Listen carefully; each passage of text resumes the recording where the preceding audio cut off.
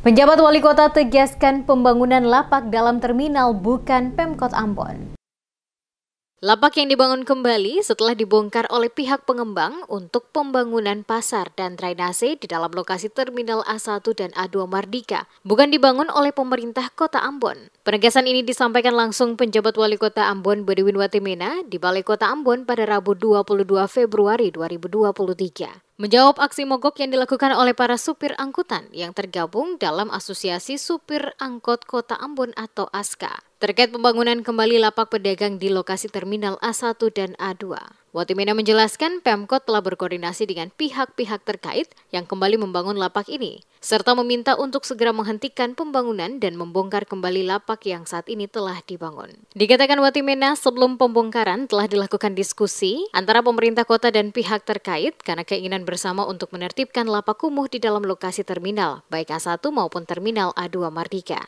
Watimena pun mengungkapkan bahwa dirinya juga kaget dengan dibangunnya kembali lapak pada kawasan yang fungsinya untuk terminal kendaraan angkutan umum beroperasi, menaiki dan menurunkan penumpang. Watimena berharap sesuai dengan hasil koordinasi dirinya dengan pihak terkait telah disetujui untuk selanjutnya pembongkaran lapak dapat dihentikan dan lapak terlanjur dibangun segera dibongkar. Saya sudah upayakan minta terminal tidak boleh. Terminal itu untuk teman-teman ASKA ini punya kendaraan masuk di situ. Apakah ini ada upaya untuk melangkahi kinerja Pemkot Pak terkait dengan kondisi terminal? Jangan kita berpikir begitu loh. Mestinya kita bersyukur bahwa sudah dibongkar yang kumuh itu. Sekarang mereka bangun ini, saya coba tanya kemarin, apa konsep membangun?